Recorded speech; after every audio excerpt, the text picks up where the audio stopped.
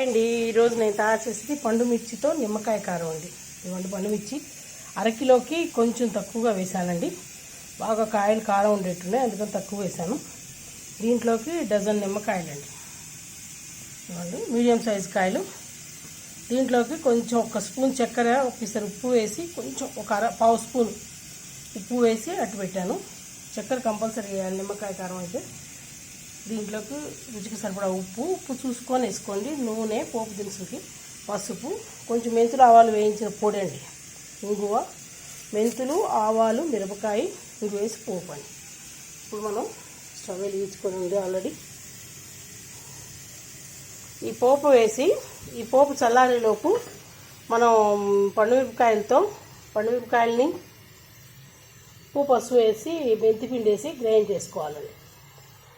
బాగా కొంచెం ఎక్కువగానే గ్రైండ్ చేసుకుంటే బాగుంటుంది, తొక్కులు కాకుండా. కావాలంటే చేసుకోవచ్చు అలా, కానీ కొంచెం పేస్ట్గా, మరీ పేస్ట్గా కాకుండా చేయండి, బాగుంటుంది.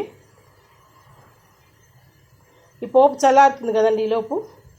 అప్పుడు ఈ పేస్టు నిమ్మకాయ కంపల్సరీగా చల్లారి కలపాలి కాబట్టి ఈ పోపు కలుపుకొని నిమ్మకాయ పిండుకున్నాం అనుకో, నిమ్మకాయతోనే గ్రైండ్ చేసుకోవచ్చు. ఈలోపు చల్లారిపోతుంది.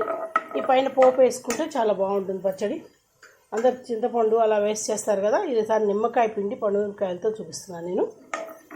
నిమ్మకాయ సీజన్ కూడా ఇదే కదండి, పండుమిర్చి సీజన్, అందుకని సీజన్గా చేసేటట్టు చేస్తున్నాను.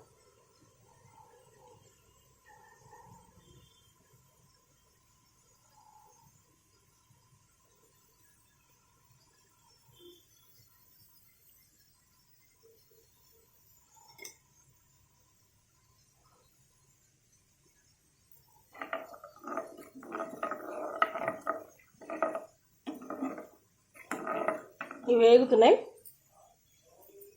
దీంట్లో బాగా కొంచెం ఇంగు వేస్తానండి, బాగుంటుంది. పండుమిర్చి ఇది కదా, ఇంగు వేసాను. ఇప్పుడు ఇది బంద్ చేసాను,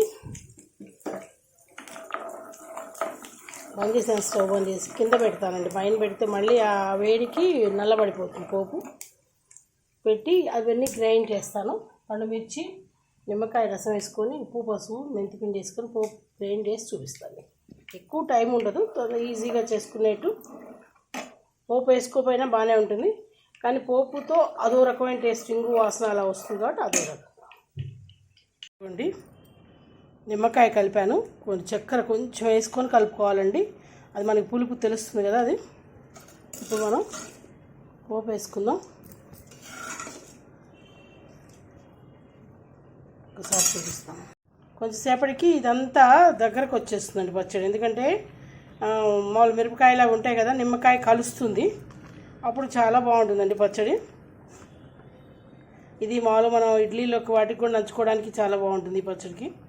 ఎప్పుడు ఇదే కాకుండా, అల్ల పచ్చడి కాకుండా ఇలా చింతపండు లేకుండా ఇప్పుడు ఈసారి మనం నిమ్మకాయతో చేసుకున్నాం. ఇలా ట్రై చేయండి, ఎలా ఉందో కామెంట్ దాంట్లో తెలియచేయండి.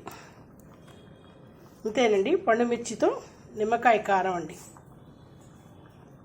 చాలా ఈజీగా చేసుకోవచ్చు. చిన్నగా ముట్టిపప్పు అవి చేసుకున్నప్పుడు చాలా టేస్టీగా ఉంటుంది. ఎప్పుడు ఈ సీజన్లో పండుమిర్చి వస్తాయి కదండి, దాని తగ్గట్టు చేసుకుంటే బాగుంటుంది.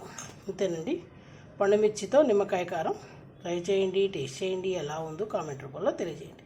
Please like, share, comment, subscribe to Bhargava Sharma బ్రాహ్మణ వంటలు. నమస్తే.